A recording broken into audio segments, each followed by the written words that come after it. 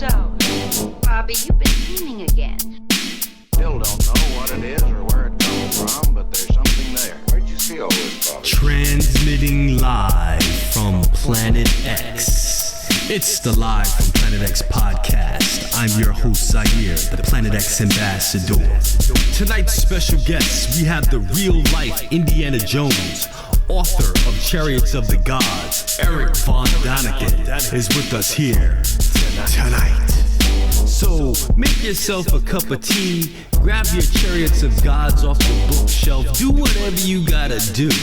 Just keep it locked to the Live from Planet X podcast. Let's go.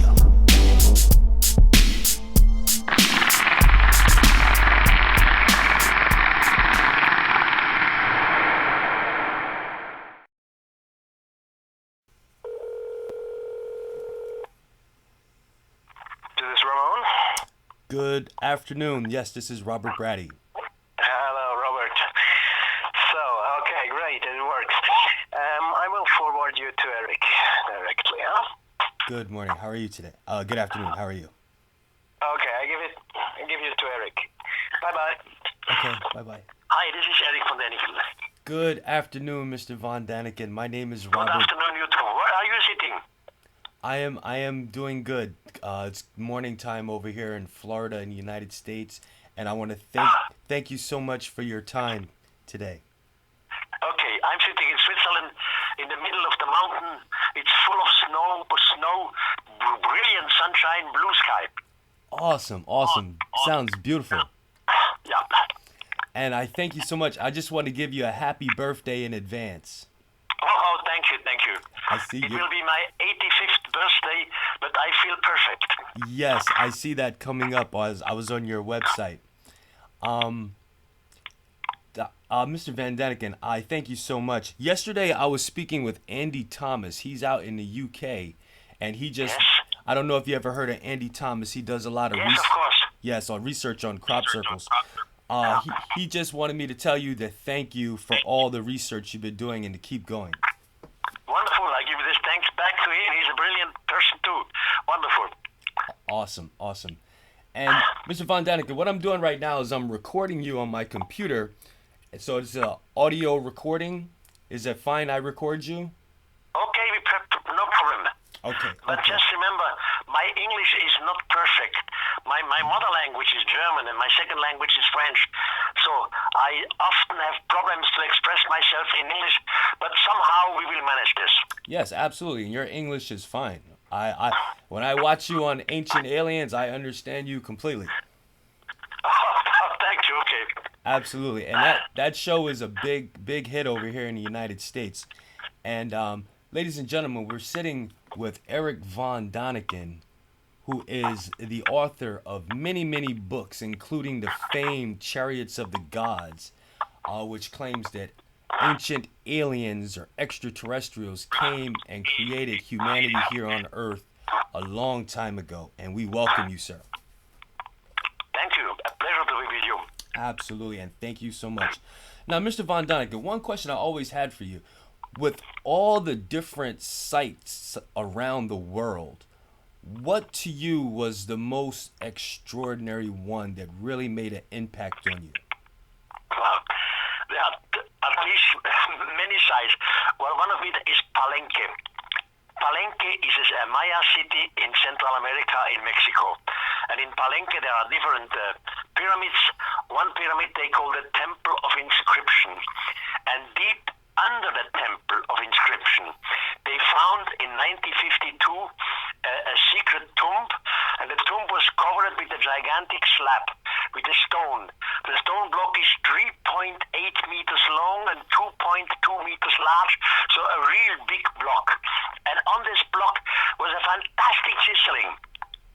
You saw something like a man bending forward, almost like in a motor racing cyclist. He uses his hands to manipulate controls. He had his nose on an oxygen mask. He's sitting on a chair. The heel of his left foot is on a pedal. Outside of the frame, you see something like a linking flame, etc., etc. So that was all absolutely sensational. Of course, in archaeology,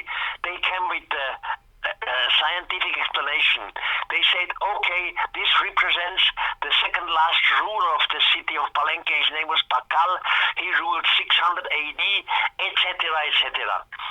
In the meantime, since 1952, the situation has changed completely again.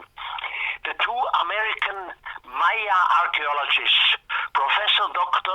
Stewart and Stewart, it's the father and the son, that's why they both have the name Stewart. So they are the best Maya Central American archaeologists, and they can translate the text in the meantime. And they found out, yes, this tombstone does represent Pakal, the second last ruler of Palenque. But he's really have to do with the cosmos. Every little detail on the stone plate has to do with cosmos, with the universe. So the interpretation has changed in the last 50 years, changed into my favor. And by the way, these two professors, they found an inscription on this tombstone concerning Pakal's date. It was more than 1,200,000 years. So a lot has changed. Wow. This tombstone of Palenque is still optically one of the most impressive things I know. Yes, absolutely, and I'm very familiar with that. I did see that a picture of that before, where the man looks like he's riding in some type of vehicle a long time ago. Now, back then, with Palenque, those were the Mayans. Do you believe that the Mayans were taken off of the Earth by extraterrestrials and taken to another planet? No, I don't think so. Well, maybe one or two, but not the whole Maya tribe. I mean, the Maya were influenced by a god. They call it Kukulkan or Kukumatsi. It's the same figure. It's always the feathered serpent. Now, the Mayas, a tribe who lives in the jungle, they knew exactly that the serpent cannot fly.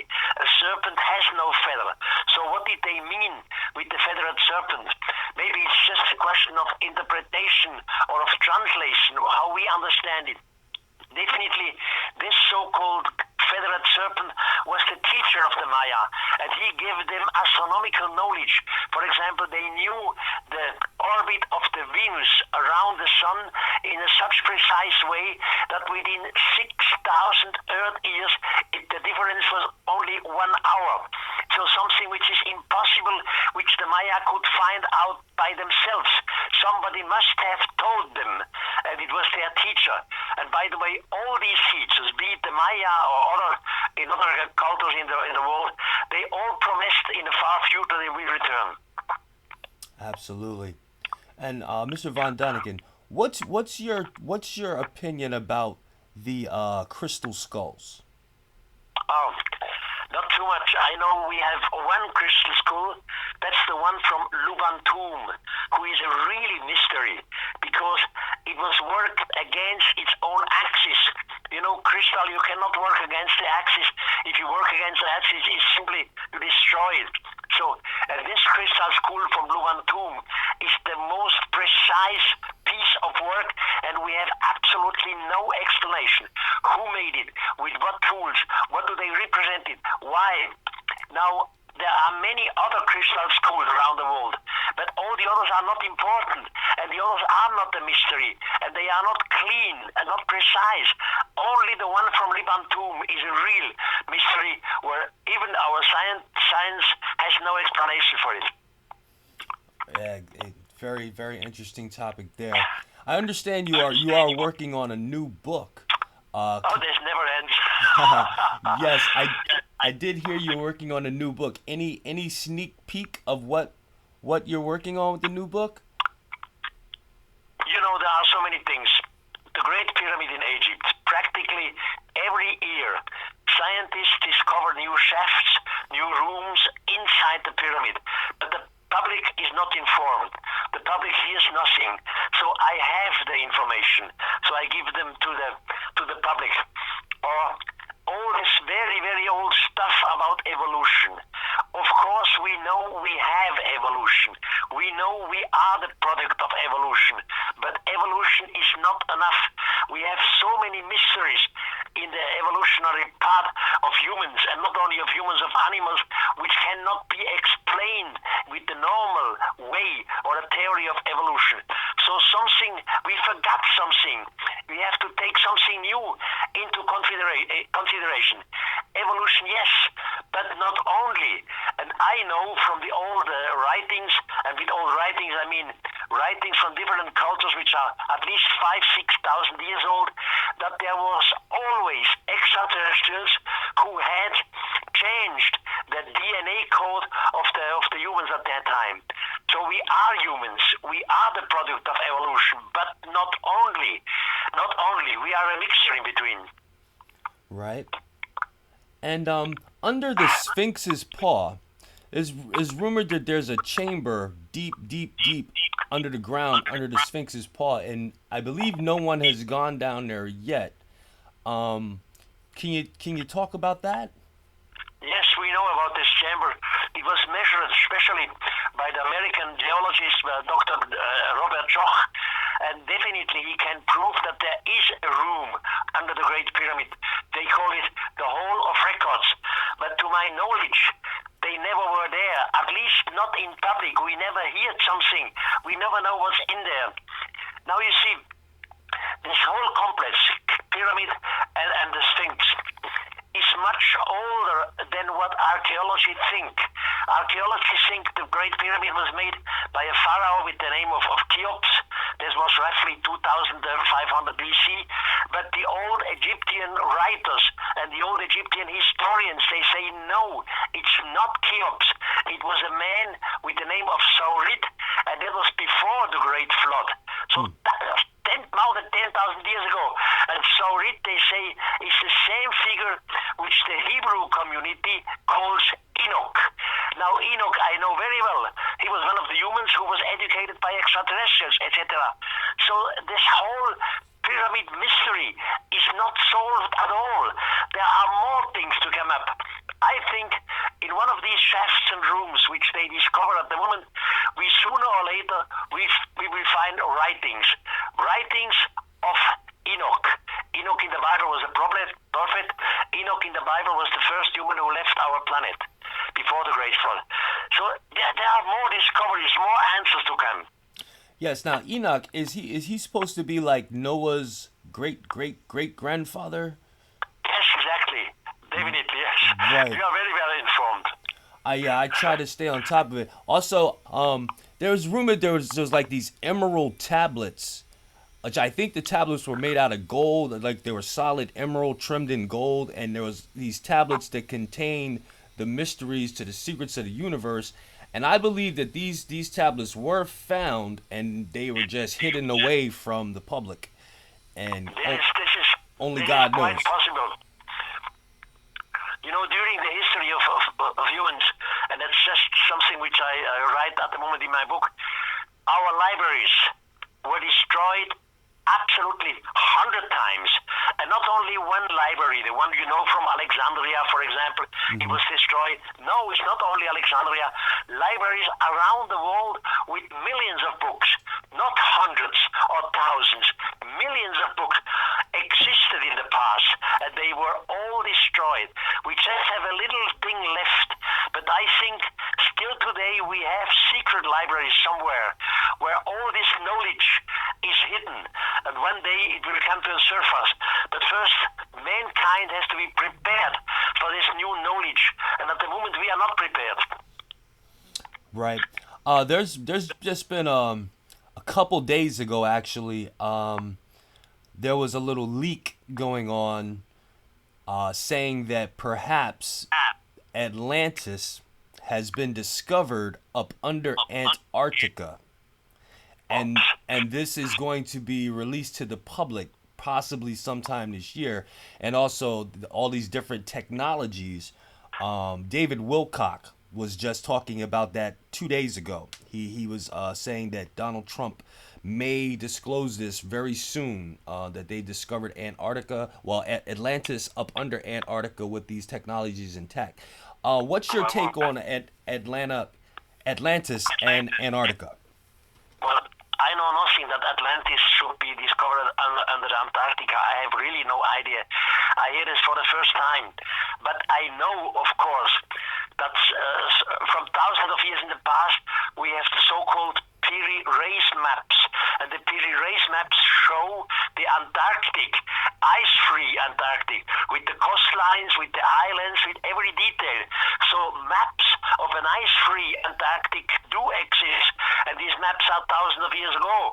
So it's quite possible that Atlantis has something to do with it. But I never hear that Atlantis should be under the Antarctic. Yeah, what he was saying is perhaps that there was a pole shift, and that's how it winded up being down there and then got covered up in over all these thousands of years. But I always wonder why all these different countries had like a little slice of Antarctica, and they were all down there studying it. And you might have heard about people seeing UFOs coming out of the waters around the area. Yes, I hear about this. Yeah. Of course. I never saw a UFO, by the way, myself. I am a believer in UFOs. I know many things are nonsense and other things are very, very true. But I myself, as a person, Erich von Däniken, I never had the chance to see a UFO. I would love to see one. Yes, I seen something where you said you never seen a UFO before. But I was gonna ask you, Mr. von Däniken, with all your research and traveling that you do, have you ever had any type of strange dreams or any type of contact from a being or anything like that? Yes, all true. I never saw UFOs. Once I had a trip in the desert. It was in Pakistan. That's some 30 years ago. And in the night, a being appeared. Just like this, a being appeared. It stood before me in the form of a human who was completely naked, had nothing on, and told me that he was coming from another star. So we had a discussion with this, but then it disappears again, like a ghost. That's why I have no proof in my hands. That's why I never mentioned this in one of my books, because in my books I always deal with the facts, deals which you can control. And this, my use, I could never prove. That's absolutely amazing. I do believe you too.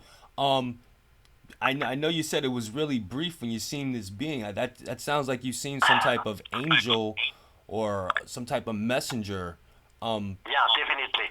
Did it say? Because, it was all funny. I am grown up in Switzerland, and my mother language is Swiss German. Swiss German is a special type of German which only the few community in Switzerland speaks. Now, this, let's call it ghost or angel or whatever, spoke to me in Swiss German. That was incredible for me. And I asked him, how do you know the language?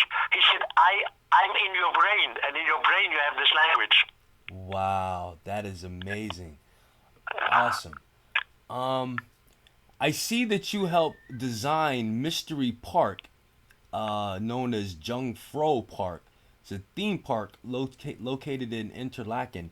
Perhaps one day when all this pandemic calms down, I can maybe get over there to see that.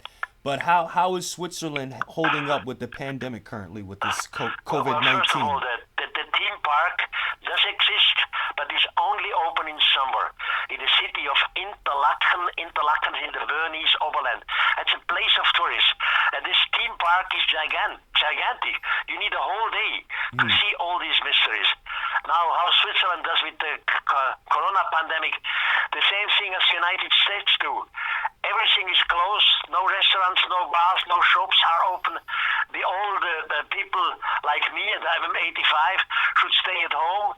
We stay at home and in the office, and we all hope that within the next weeks or at least months, they find some medicament or some vaccination against this pandemic. At the moment we have it, and we have to live with it, and we have to win time. Absolutely. Yes. Everybody's being cautious over here. What's your take on the Mars? You know how they're saying there's pyramids on Mars that resemble similar to the pyramids here on Earth? Do you think that some of these, like the Anunnaki, do you think the Anunnaki may have visited Mars and then came here to Earth? I don't know the Anunnaki. I know the story from Takaraya Sitchin, of course. I don't know if they were there, but I know Mars once was inhabited. We really find proofs. We find strange things. What is obvious for years to me, Mars has two moons. The two moons with the name Phobos and Deimos. They surround Mars faster than Mars turns around its own axis beneath them. And both moons, Phobos and Deimos, they are around Mars exactly over the equator. Some years ago, I was in Moscow at the Sternberg Institute, and I had a long discussion with Professor Dr. Shklovsky. At that time, he was the most brilliant astronomer in the ex-Soviet Union, comparable to Carl Sagan in the United States. And Shklovsky told me, Eric, these two Mars moons, they must be hollow. Otherwise, their orbit is not possible, it's impossible. They must be hollow.